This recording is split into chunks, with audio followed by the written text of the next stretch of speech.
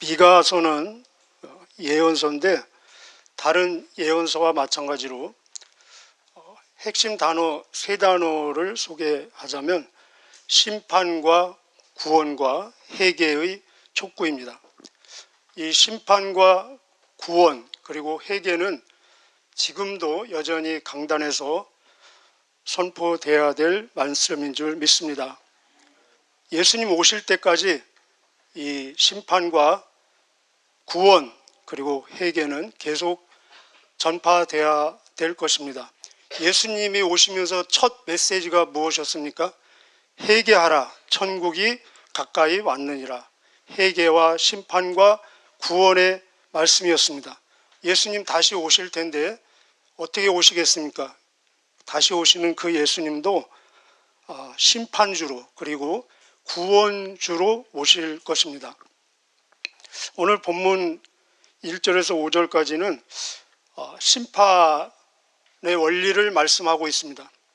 제가 이 말씀을 묵상하면서 제 어렸을 때 한 기억이 나는데, 제가 어렸을 때는 아무 그 놀이시설이 없는 그런 때였는데 다행히도 군인 부대로 사용하다가 철수된 넓은 공터가 있었습니다. 그 공터를 중심으로 윗동네 아랫동네 옆동네 애들이 모여서 노는 그런 유일한 놀이터이면서 공원이었습니다. 주로 무엇을 하고 놀았느냐? 축구를 하고 놀았습니다. 공 하나만 있으면 되죠. 그리고 돌멩이 2개 놓으면 골대가 되고 그랬습니다. 얼마나 재밌겠습니까? 그런데 대부분 축구할 때마다 크고 작은 시비, 사건, 이 싸움이 일어나고 어떤 때는 완전히 엉망이 되는 경우도 있었습니다. 왜 그랬었겠어요? 심판이 없었기 때문에 그렇습니다.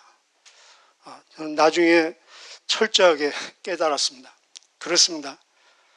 이 모든 이 세상 그리고 역사, 개인 그리고 스포츠, 심판이 없으면은 엉망이 된다는 것입니다. 이 세상에 얼마나 불의한 일이 많습니까? 불공정하고 이 옳지 않은 그런 모든 것들이 결국은 가장 옳고 정당하게 심판이 되어서 원위치로 돌아가게 된다는 것입니다. 그래서 우리가 인생을 마무리할 때 최종적으로 후회할 사람은 많이 있을는지 모르지만 억울해할 사람은 한 사람도 없다는 것입니다. 성경의 증언이 심판이 반드시 있을 것이다. 전도서의 마지막 장 마지막 절이 무엇이냐? 하나님께서는 인생의 모든 행위와 숨겨진 모든 비밀을 선악간에 심판하실 것이다. 신약도 마찬가지입니다.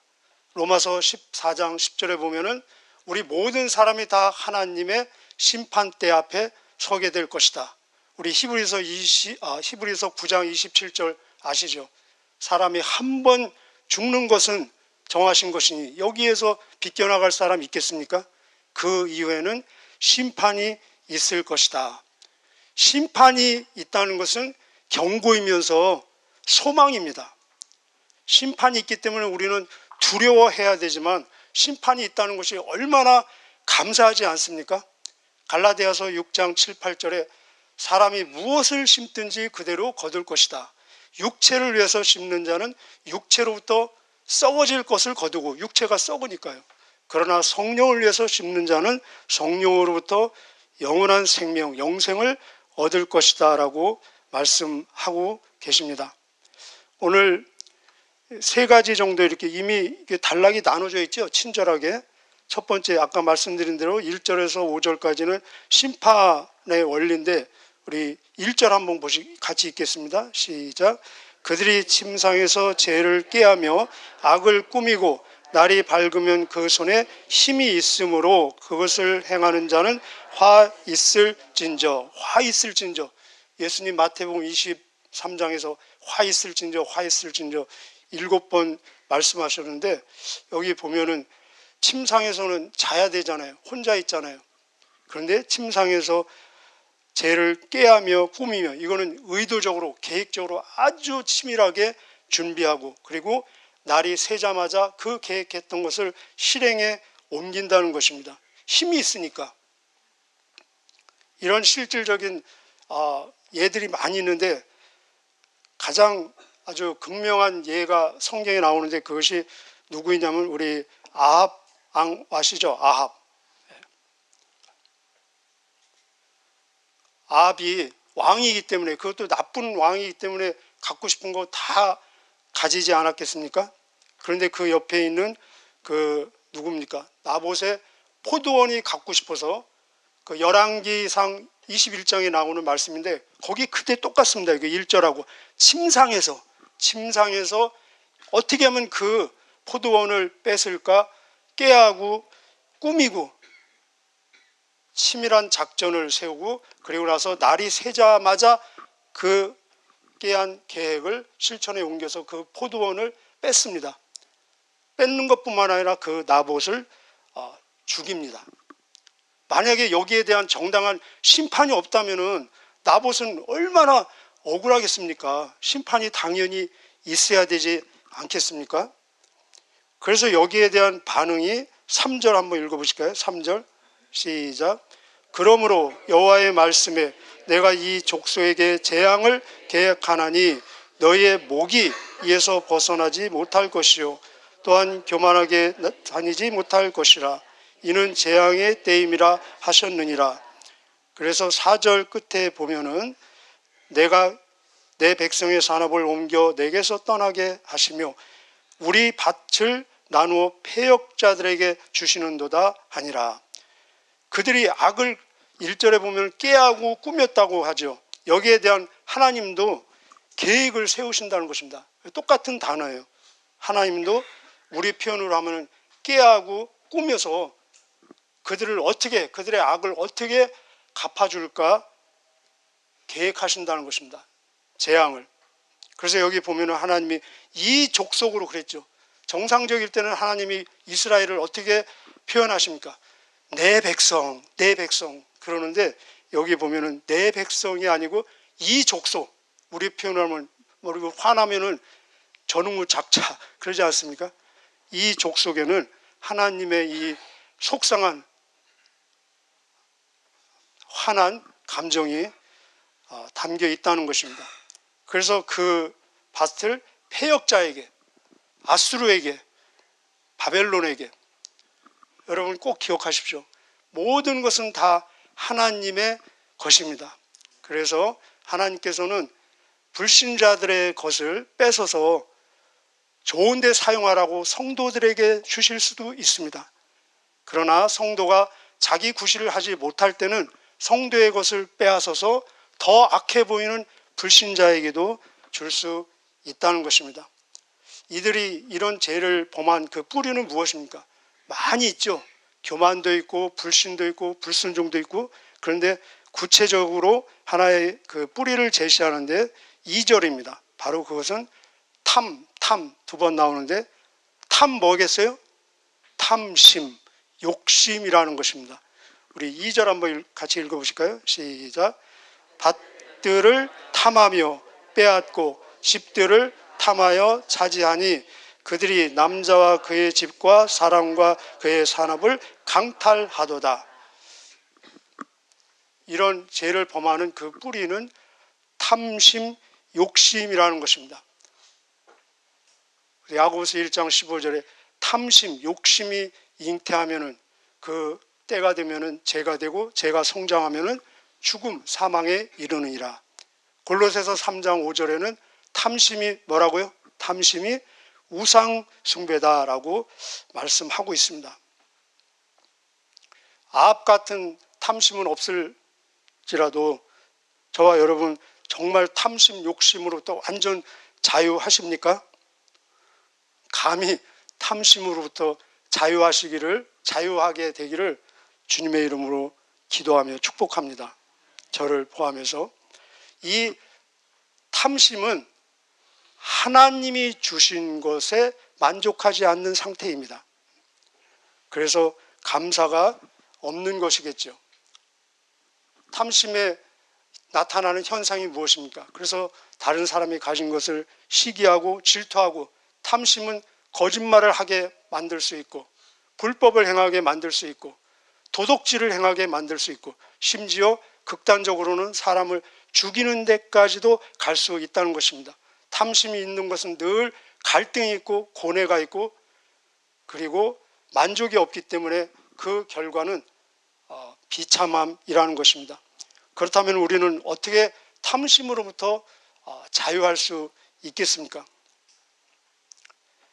첫째는 우리는 주인이 아니라는 것을 꼭 기억해야 된다는 것입니다. 예수님께서 예수님을 부인하고 거절하는 자들에게 뭐라고 하냐면 저희는 저희의 아버지 마귀에게 속했다. 마귀의 것이라는 것입니다. 모든 피조물은 그 어떤 것의 소유라는 것입니다. 피조물은 주인이 될 수 없다는 것입니다. 우리가 하나님을 향해서 예수님을 향해서 무엇이라고 고백합니까? 나의 주님이라고 또 왕이라고 나의 구원자라고 어떤 고백을 하든지 그 고백 속에 담겨있는 공통적인 고백은 무엇이냐? 나는 나의 주인이 아니라는 것입니다. 그럼 내가 나의 주인이 아니라면은 내가 가지고 있는 모든 것, 사용하는 것도 내가 주인이 아니고 내 주인이 그것의 주인이 되겠죠. 내가 가지고 있는 생명도 시간도 물질도 지갑도 재능도 모든 것도 주인은 내가 아니고 나의 주인 되시는 주님이라는 것입니다. 그렇다면 주님께서 우리에게 그 좋은 것들 생명, 시간, 물질, 재능 이 많은 것들을 주신 위탁하신 이유는 무엇이겠습니까? 섬기라고 그리고 나누라고 주님의 일을 위해서 사용하도록.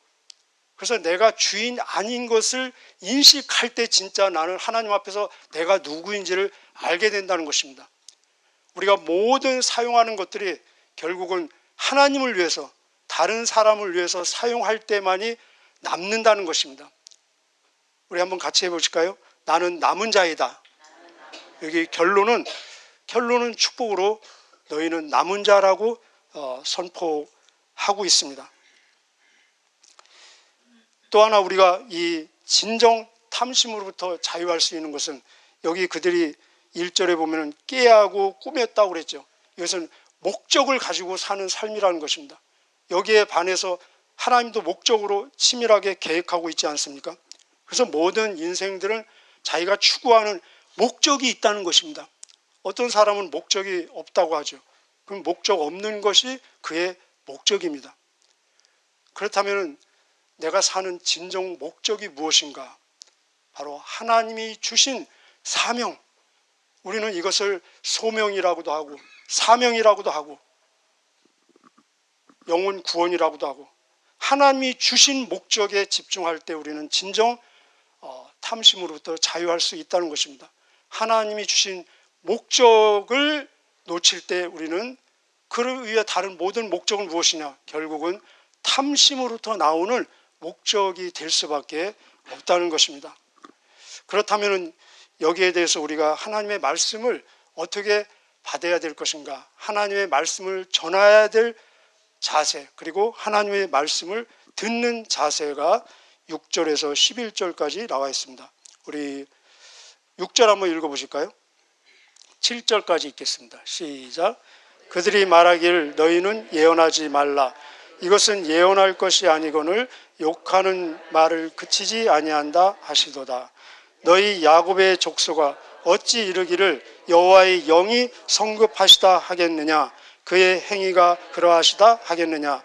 나의 말이 정직하게 행하는 자에게 유익하지 아니하냐. 아멘. 여기 예언하지 말라. 가짜 예언자, 가짜 선지자가 같은 시대에 같이 활동했다는 것입니다. 우리 늘 보셨죠? 에레미야 때도 그랬고 이사야 때도 그렇고 가짜는 진짜가 있는 한 가짜는 늘 있다는 것입니다. 지금도 있고 예수님 오실 때까지 있겠죠. 예수님 예언하셨잖아요. 마지막에 되면은 거짓 선지자가 나타날 것이다. 근데 우리는 지금 이미 성경이 있고 그들의 예언이 어떻게 결과가 나타났기 때문에 우리는 진짜 가짜를 구별할 수 있죠. 이미 기록이 되었기 때문에. 그러나 그 당시에 사람들은 가짜 진짜를 구별하기가 얼마나 힘들었겠습니까? 그렇지 않습니까? 가짜도 많은 진짜의 이야기를 한다는 것입니다. 오히려 듣기 더 좋아하는 말을 한다는 것입니다. 그리고 하나님의 말씀을 인용한다는 것입니다. 심지어 마귀도 예수님을 시험할 때 하나님의 말씀을 인용했잖아요. 그죠? 그러면 지금 이 이단들의 하나님의 말씀을 지금도 인용하는 것처럼 거짓 선지자도 얼마든지 하나님의 말씀을 인용한다는 것입니다. 그래서 하나님의 말씀을 인용하면서 비성경적인 메시지를 전할 수 있게 된다는 것입니다. 그들이 어떤 말을 인용하느냐. 7절에 보면은 여호와의 영이 성급하시다 하겠느냐. 이게 가짜 선지자들이 하는 말입니다. 하나님은 그렇게 조급하신 분이 아니야. 이게 어디에서 인용할 수 있겠습니까? 하나님은 자비로우시며 은혜로우시며 노하기를 더디하시는 하나님인데 그렇게 급하게 서둘러서 너희를 멸망시키겠느냐 그 말이에요. 그 다음에 그의 행위가 이러하시다 하겠느냐. 하나님은 역사를 봐라. 역사를. 우리를 출애굽을 시키고 40년을 인도하시고 그리고 약속의 땅을 주시고 이곳에 하나님의 임재가 있는 성전이 이곳에 서 있다. 우리는 결코 멸망하지 않는다. 얼마나 더 힘이 되지 않습니까? 위로가 되지 않습니까? 그런데 하나님이 보실 때 그 말씀이 가짜가 됐다는 것입니다. 왜 그렇습니까? 그들은 하나님으로부터 보냄받은 자들이 아니었고 하나님으로부터 받은 말씀이 아니었고 더 중요한 것은 그들의 동기가 하나님의 뜻을 거슬렸다는 것입니다. 오늘도 제가 하나님의 말씀을 여러분 앞에 전하지만 전하는 자에게 가장 중요한 것은 동기라는 것입니다. 동기. 여러분은 저의 동기를 볼 수 없죠. 하나님을 보시죠. 우리가 하나님의 말씀을 지금 받고 있는데 진짜 중요한 것은 하나님의 말씀을 받는 자세라는 것입니다. 자세. 자세가 무엇입니까? 믿음과 순종으로 화답하는 그 자세가 하나님의 말씀을 하나님의 말씀으로 만드는 것이고 내가 믿음과 순종으로 화답하지 못할 때는 안 할 때는 하나님의 말씀이 안 된다는 것입니다. 그래서 위로와 축복의 말씀도 믿음과 순종으로 화답하지 않을 때는 아무런 사건, 능력이 일어나지 않는 말씀이 된다는 것입니다. 그러나 듣기에 불편하지만 경고의 말씀, 심판의 말씀도 믿음과 순종으로 화답하며 받을 때는 그 말씀이 능력이 되고 축복이 된다는 것입니다. 이 좋은 예가 여러분 아시죠? 이 요나의 느느웨를 향한 말씀, 그 말씀 자체는 경고의 말씀이었습니다. 심판의 말씀이었습니다. 거기에는 위로도 없고 축복도 없고 아무것도 없었습니다. 오직 경고와 심판. 그런데 그들이 믿음과 순종으로 회개로 화답했을 때 그 경고와 심판의 말씀이 어떤 말씀이 되었습니까? 축복의 말씀, 능력의 말씀, 구원의 말씀, 생명의 말씀이 되었다는 것입니다. 저와 여러분 매일매일 하나님의 말씀을 받는데 저와 여러분의 하나님의 말씀을 받는 그 자세가 하나님이 보시기에 믿음과 순종으로 화답하는 하나님의 기쁨이 되는 저와 여러분의 중심 자세가 되시기를 축복합니다. 이렇게 막 때려 부시고 재앙을 주고 그것은 하나님의 본심이 아니겠죠. 하나님의 본심이 무엇이냐? 12절부터 13절 구원과 회복의 약속입니다. 하나님의 강력한 의지와 그리고 결단이 들어있습니다. 12절 한번 읽어보실까요? 시작. 야곱아 내가 반드시 너희 무리를 다 모으며 내가 반드시 이스라엘의 남은 자를 모으고 그들을 한 저수에 두기를 보스라의 양떼같이 하며 초장의 양떼같이 하리니 사람들이 크게 떠들 것이며. 여기 하나님이 반드시 우리 찬양도 있잖아요. 반드시 내가 너를 축복하리라. 반드시. 하나님의 의지 그 누구도 꺾을 수 없는. 그럼에도 불구하고 내가 회복시키고 구원하시겠다. 남은 자들이 있다는 것입니다. 거기에 남은 자들을 밑줄 그시기를 바랍니다. 이스라엘의 남은 자들. 모든 하나님의 나라를 이루어가는 그 역사에는 항상 남은 자가 있었습니다. 노아의 홍수 때도 남은 자가 있었고 심지어 소돔과 고모라 불바다가 되는 그 상황 속에서도 남은 자가 있었고, 엘리야 암흑 시대 7천 명의 남은 자가 있었고, 지금도 남은 자가 있다는 것입니다. 바로 이 남은 자는 교회라는 것입니다. 예수님의 몸인 교회, 그리고 구원받은 자라는 것입니다. 그래서 예수님 마태복음 24장 13절에 끝까지 견디는 자는 구원을 받을 것이다. 여기 끝까지 견디는 자라는 바로 남은 자라는 것입니다. 그런데 남은 자는 반드시 지불해야 될 대가가 있다는 것입니다. 지불해야 될 대가. 예를 들어서 태풍의 시련이 막 몰아오고 있습니다. 그 태풍 앞에서 많은 나무들이 막 부러지고 쓰러지고 그러지 않겠습니까? 그런데 끝까지 남는 나무는 어떤 나무겠습니까? 그 태풍의 시련을 피한 나무가 아니라 태풍의 시련을 가장 오랜 시간 당하고 견딘 나무가 남는다는 것입니다. 남은 나무가 된다는 것입니다. 핍박하는 자와 핍박당하는 자, 누가 남겠습니까? 세상이 볼 때는 핍박하는 자가 남는 것처럼 군림하는 자가 남고, 핍박당하고 짓밟힘을 당하는 자는 없어지는 것처럼 오해하고 있지만, 하나님 앞에서는 핍박을 당하고 짓밟힘을 당하는 자들이 하나님 앞에서 결국은 남는 자들이 된다는 것입니다. 그래서 예수님 말씀하시기를, 의를 위해서 핍박을, 박해를 당하는 자는 복이 있나니 천국이 저희 것입니다. 남은 자가 된다는 것입니다. 나를 인해서 너희를 욕하고 핍박하고 너희를 거슬려 모든 악한 말을 할 때는 기뻐하고 즐거워하라. 하늘에 너희 상이 크미니라. 너희 전에 있던 선지자들도 이같이 핍박을 당하느니라. 우리가 남은 자가 되기 위해서는 반드시 지불해야 될 대가가 있는데, 우리가 지불해야 될 대가가 우리가 남은 자가 되는 것을 보장하는 것이 아니라 결국은 하나님의 절대 주권적인 섭리와 은혜가 우리를 남은 자 만든다는 것입니다. 그것이 바로 13절입니다. 결론입니다. 같이 읽겠습니다. 시작. 길을 여는 자가 그들 앞에 올라가고 그들은 길을 열며 성문에 이르러서는 그리로 나아갈 것이며 그들의 왕이 앞서가며 여호와께서는 선두로 가시니라. 누가 생각나십니까? 예수님이 생각나야죠. 그죠? 메시아입니다. 메시아. 보십시오. 길을 여는 자, 길을 열어줘. 하나님이 길을 열어주지 아니하시면 우리가 아무런 대가를 지불하고 목숨 100개를 바쳐도 우리는 길을 만들 수 없습니다. 길을 열어주시고 만드시는 분, 예수님 말씀하시기를 내가 곧 길이요 진리요 생명이니.